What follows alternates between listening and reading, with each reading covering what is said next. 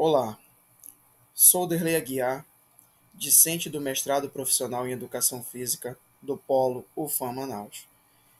Venho, através desse vídeo, apresentar para vocês meu mapa conceitual da disciplina Problemáticas da Educação Física.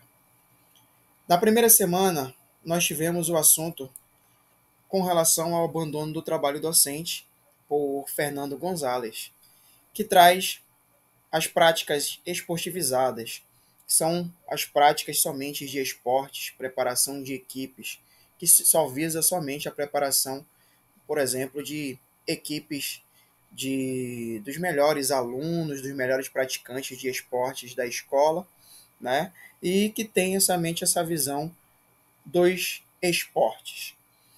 Depois, desinvestimento pedagógico, é o famoso professor rola a bola, né? E isso causa um desinteresse do aluno e também do próprio professor em não proporcionar pedagogias inovadoras, novas abordagens, aulas diferenciadas, com conteúdos diferenciados, que proporcione um desenvolvimento ao aluno, que traga o verdadeiro trabalho da educação física com conceitos e abordagens diferenciadas. E depois, cultura escolar da escola e educação física. Nada mais é do que a visão, né, que infelizmente o meio escolar tem com relação à nossa disciplina de educação física. E aí o primeiro ponto é a invisibilidade de conhecimentos da educação física. Muitos não sabem os temas a serem abordados, os conhecimentos que podem ser trabalhados na educação física, e muitos pensam que educação física é somente atividade recreativa, jogar bola, ou só tratar somente de esporte. E a inferiorização da educação física. Infelizmente, a nossa disciplina é inferiorizada e menosprezada comparado com as outras.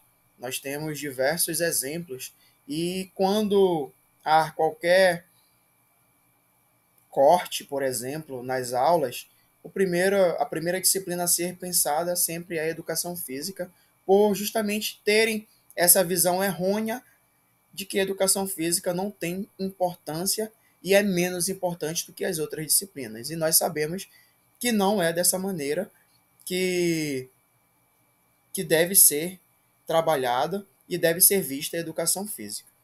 Na segunda semana, foi abordado o assunto com relação à teoria e à prática, de Soraya Darido, né, que traz o ensinar sobre o fazer e o ensinar o que fazer.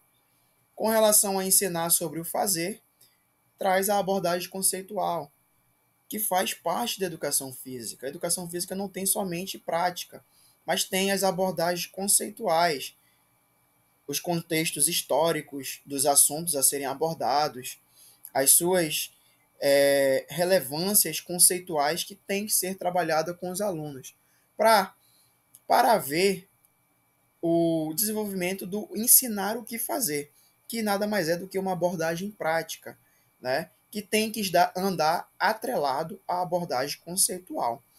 E no final, ambas têm que ser proporcionada. Tem que ser proporcionado isso aos nossos alunos. Essa abordagem conceitual do ensinar sobre o fazer e a abordagem prática, que é uma complementação dessa abordagem conceitual. E com isso vai haver um desenvolvimento maior dos alunos. E muitos pensam que a educação física só tem as questões práticas e que não tem ou não existem as questões conceituais. Na terceira semana, nós temos os aspectos legais da educação física escolar. Fernanda Moreto e Soraya Darido. Traz o desenvolvimento da LDB e as suas atualizações. Muitas das vezes atualizações não tão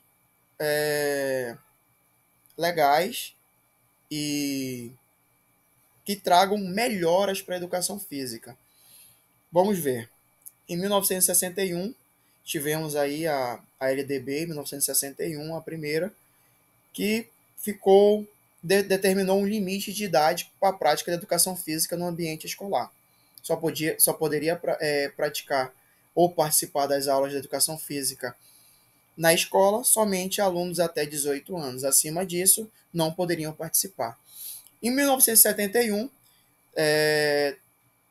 trouxeram, tiraram a questão do limite de idade e trouxeram algumas facultatividades e algumas condições de quem poderia participar e de quem não poderia participar.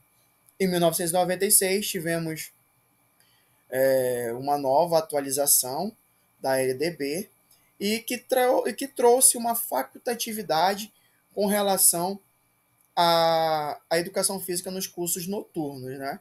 A gente vê nessas evoluções aí que pode ser considerado que não são melhorias para a educação física, infelizmente. E aí, em 1996, traz a facultatividade nos cursos noturnos. Então, nos cursos noturnos era facultativo a participação dos alunos e da educação física nos cursos noturnos. E no parágrafo terceiro da LDB de 1996, trouxe muitas interpretações com relação a essa facultatividade da educação física. Então, com isso, fizeram uma lei complementar, a Lei 10.793/2003, que especificou quem era facultativo a prática da educação física nas escolas. Que, no caso, eles especificaram, né, por exemplo, quem tem uma jornada igual ou superior a 6 horas de trabalho por dia, era facultativo a sua prática, a sua participação nas aulas de educação física, assim como também o outro ponto especificado foi com relação a alunos acima de 30 anos. Então, a gente pode observar com todas essas facultatividades existentes na LDB que a educação física é vista somente como a prática física, por exemplo, né? Que não existem outros aspectos de trabalho a serem desenvolvidos nas aulas de educação física, que não existem abordagens conceituais, que não existem outras abordagens dentro da educação física. E nós sabemos que isso traz muitos, muitos prejuízos para o desenvolvimento dos alunos. Na quarta semana, na quarta semana, o assunto foi com relação à indisciplina e afastamento dos estudantes, de Fernando Gonzalez, Suraya Darido e Gui Ginciene. Primeiramente, o ponto com relação aos afastamentos. Existem muitas questões que fazem com que ocorra esses afastamentos dos estudantes nas aulas de educação física. E o primeiro ponto são os contraturnos das aulas de educação física. Alguns sistemas de ensino utilizam essa forma de organização das aulas de educação física. Como funciona? Por exemplo, o aluno estuda de manhã, a aula de educação física é à tarde. Ou se ele estuda à tarde, a aula de educação física é de manhã. E nós sabemos que essa forma de organização é muito prejudicial e acontece uma evasão e acontece um afastamento muito grande. Isso foi comprovado com diversas pesquisas feitas nos sistemas de ensino que foram adotados essa organização das aulas de educação física. Depois, o outro ponto é com relação ao pragmatismo dos conteúdos nas aulas de educação física. Aqui entra uma questão das abordagens dos professores. Os professores que só gostam de trabalhar os mesmos assuntos, os mesmos conteúdos, tem um método pragmático, são as mesmas aulas, muitas das vezes só trabalham esportes, os mesmos esportes, não fazem uma aula diferenciada, com conteúdos diferenciados e que produzem e que tragam desenvolvimento para os alunos e também o interesse deles. E, por último, dentro do tópico de afastamentos, temos as exclusões da educação física, que ocorrem principalmente dos alunos com menos habilidades motoras. São os alunos que, por exemplo, têm dificuldade na prática ou no desenvolvimento motor e isso faz com que os outros colegas ou até mesmo alguns professores tirem eles das suas aulas, deixem eles sentados ou eles não praticam, então eles vão praticar uma outra atividade separado do restante da sua turma. E sabemos que isso não pode acontecer. E existem também os casos dos próprios colegas que fazem essas exclusões. Ah, por ele ter menos habilidade em certa modalidade, ele não vai participar dessa atividade, dessa aula. Então, a gente vê muitas questões que podem acontecer de exclusões e que fazem com que isso afaste ele das aulas de educação física e faça com que ele não queira mais participar. E, voltando aqui mais acima, né, aqui do lado, nós vemos a questão da indisciplina, né, que nada mais é do que os desrespeito que acontece com os professores. Hoje em dia a gente vê muitos casos de desrespeito com os professores, que levam até mesmo a agressões, né? Que são casos extremos e que está, infelizmente, se tornando rotineiro nas escolas, que todos eles são comportamentos inadequados, que devem ser combatidos, que devem ser é, trabalhados e coibidos nas aulas e nas escolas, né? E muitas das vezes esses casos de disciplinas começam com indisciplinas pequenas, como o simples fato de não obedecer a um pedido do professor, como por exemplo o simples fato do professor solicitar para o aluno se sentar enquanto ele está explicando um assunto. E muitas das vezes isso já é um caso de desrespeito, e muitas das vezes isso pode se tornar algo maior e tem que ser coibido dentro da escola de maneira geral, para não haver esses comportamentos inadequados. Na quinta semana, nós temos aqui o assunto o ensino do esporte, de André Luiz Ruggiero, né?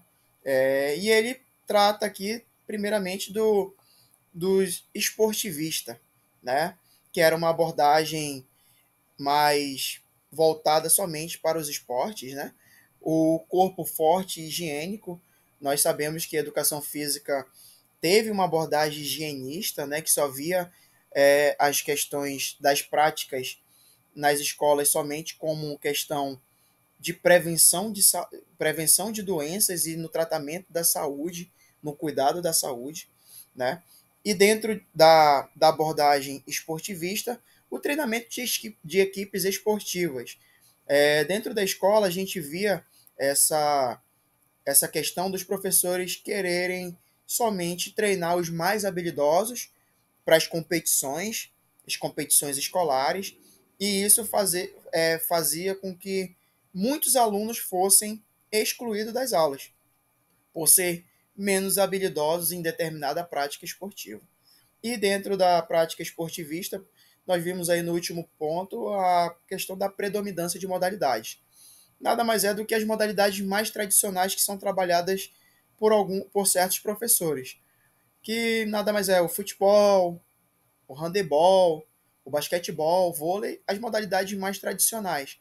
E nós sabemos que existem diversos esportes que podem ser trabalhados e difundidos dentro das aulas de educação física. Mas, dentro dessa abordagem, antes de 1980, existia uma predominância de modalidades. E depois vem a pedagogia renovadora, que foi uma pedagogia trabalhada e após 1980 com ideias renovadoras dentro da educação física, que trazem abordagens diferenciadas, abordagens que não visam somente a questão higienista, né? Como a gente viu no ponto do esportivista, e destinado a todos os alunos. Então, não havia somente a seleção dos melhores e somente os melhores que iriam praticar, mas sim todos os alunos deveriam participar e praticar. E não deve haver a cobrança de perfeição de gestos técnicos das modalidades, né? Muitas das vezes tinham essa visão de que deveriam ser praticados de forma perfeita gestos técnicos daquela modalidade. E na pedagogia renovadora, esse não é o ponto a ser trabalhado, né? Os alunos vão ter dificuldades numa modalidade nova, vão ter dificuldade em praticar certas modalidades, certos conteúdos da educação física e certas práticas. Então, o professor deve promover um desenvolvimento dessas questões motoras para haver um aperfeiçoamento dos gestos técnicos e, com o tempo, os alunos aprenderem e saberem praticar as modalidades e também as atividades motoras que são abordadas dentro da educação física. Na sexta semana, nós temos aqui o assunto questões de gêneros na educação física escolar, abordado por Osmar Júnior. E primeiro ele traz a questão de você saber diferenciar gênero, sexo e orientação sexual. Depois, a organização das turmas. Existem alguns sistemas de ensino que fazem a organização das turmas separadas por sexo, que no caso meninas estudam somente com meninas e meninos só estudam com meninos. E turmas mistas, que são todos estudam na mesma sala. Meninas e meninos fazem parte da mesma turma.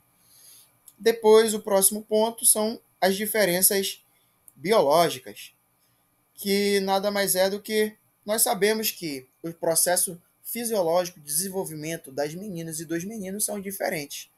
Então, existirá diferenças biológicas, né? Mas, apesar dessas diferenças biológicas, tem que haver um incentivo da prática de todos. Todos têm que participar das aulas e todos têm que praticar as aulas de educação física. Não deve haver separação de gênero. Meninas para um lado, meninos para o outro. Meninas praticam uma modalidade ou uma prática e meninos praticam outra modalidade ou praticam outra prática. Não.